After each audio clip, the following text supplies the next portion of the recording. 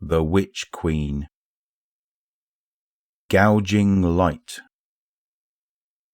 All told, I can't believe Holiday was able to put it back together.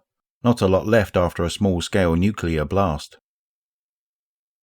In the moment his sparrow crashed, there was no time to react, to brace, to think. There was, however, an instant for him to feel, an unbearable, brief eternity when everything in Marco's world was pain. Nothing else existed, just the simple, sharp agony that made up his whole universe. And just as quickly, it was gone. Stillness. The sound of a motorized whine returned to him first, ringing in opposition to the pulsing ache in his head.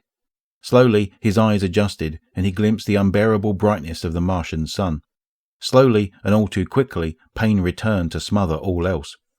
The sparrow beside him smoked, reactor shielding intact, but only just.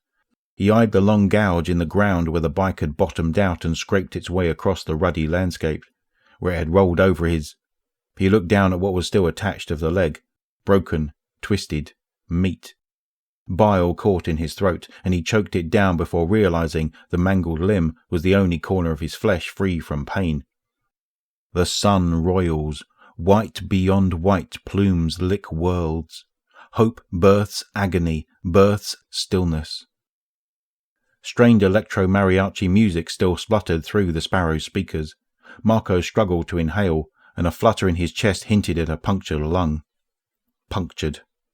His ragged breath caught, and he looked for the sample containers, packed so carefully and cautiously by the Guardians who survived the raid on the Throne World Pyramid.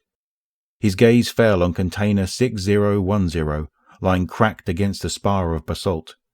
Yawning plasma, thick embrace, light gouging light, only warm shadows.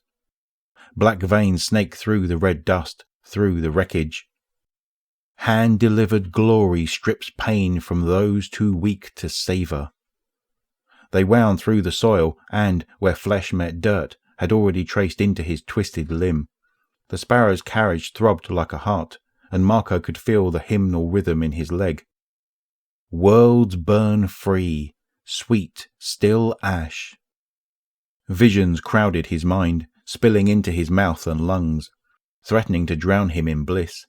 His shattered leg turned and popped and righted itself, and euphoria filtered through him where pain should be.